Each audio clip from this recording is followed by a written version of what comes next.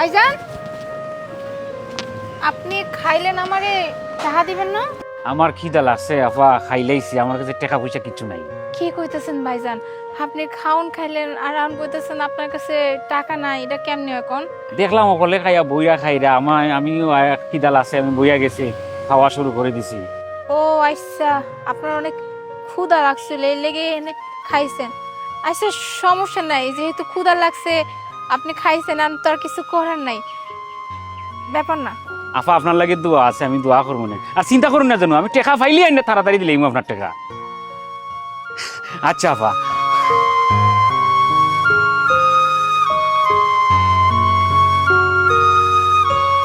এই যে বোন, এই লোকটা যে খেয়ে গেল, আপনার লস হয়ে গেল না? আপনার তো ব্যবসার অনেক লস হয়ে গেল, এক প্লেট খিচুড়ি অনেক টাকাই তো।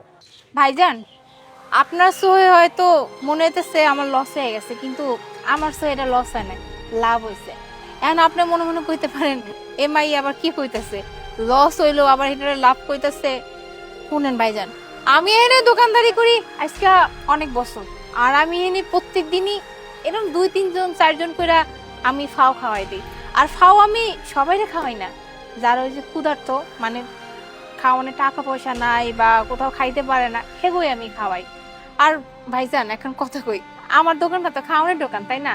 আর এই হিন্দা যদি কেউ খালি পেটে যায়, আল্লাহ পাক তো আমার উপর বেঁচে রইব, আল্লাহ পাক বেঁচে রইল তো আমার বেঁচে কিনা বন্ধ হয়ে যাবো। আর আমি না এটা বিশ্বাস করি, জানেন, আমি এটা বিশ্বাস করি, আমার যদি প্রত্যেক দিন 4-5 প্লেট এমনিতে খাওয়া যায় সমস্যা নেই, আল্লাহ পাক যদি বরকত দেয় তাহলে তার ডাবল আমার কাছে আইব।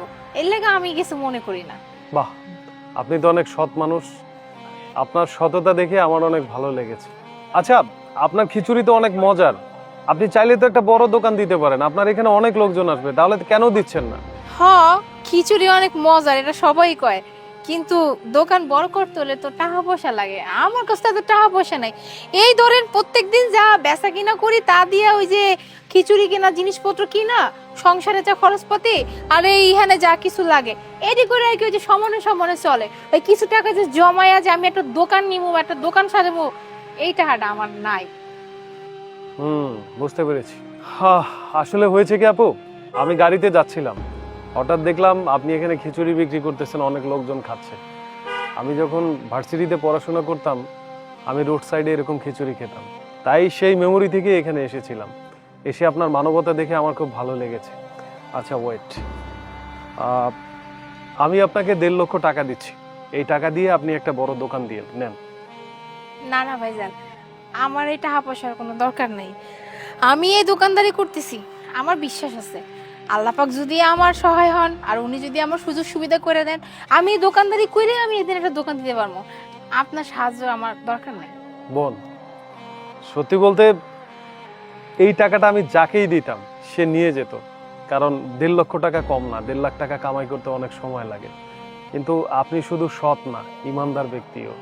যাই হোক বোন, আমি এই টাকাটা আপনাকে শুধু শুধু দিচ্ছি না, আপনি যেহেতু মানব সেবা করেন, গরিব মানুষকে খাওয়ান, তাই আমি বলছি কি, এই টাকাগুলো দিয়ে আপনি যদি ভালো একটা হোটেল দেন, তাহলে তো আপনি অনেক মানুষের উপকার করতে পারবেন, অনেক ক্ষুধার্ত মানুষ খাবার পাবে।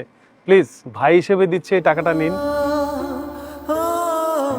ভাইজান, আপনার এই টাকাটা শুধুমাত্র আমি নিলাম কি কারণে জানেন? ওই যে একটা কথা বললেন না, যে এইখানে দোকান দিয়ে যদি বড় করি তাইলে আমি অসহায় মানুষগুলোর আরো বেশি বেশি করে খাওয়াইতে পারবো, শুধুমাত্র এর জন্য। কারণ আপনি ঠিকই কইছেন, আমার যদি দোকানটা বড় হয়, আমার বেচা কিনাও একটু বেশি হইব, আমার ইনকামও তখন একটু বেশি হইব। তখন আমি এখন যেমন 4-5 জনের খাই, তখন দেখা যায় প্রত্যেক দিন 10 থেকে 12 জনের ক্ষুধা আমি নিবারণ করতে পারবো, তাই না? এতে করে তো আল্লাহ আমার প্রতি আরো খুশি হইব।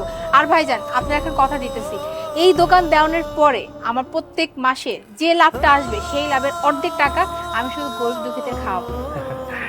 আচ্ছা ঠিক আছে বোন, আমি তাহলে এখন যাচ্ছি, কিন্তু আমি দেখতে চাই আপনি এখানে বড় একটা হোটেল দিয়েছেন, এবং তখন এসে আমি কিন্তু ফ্রিতে খেয়ে যাব।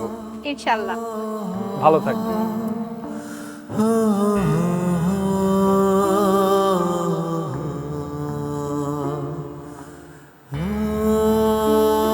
ম্যাডাম, স্যার কখন আসবে?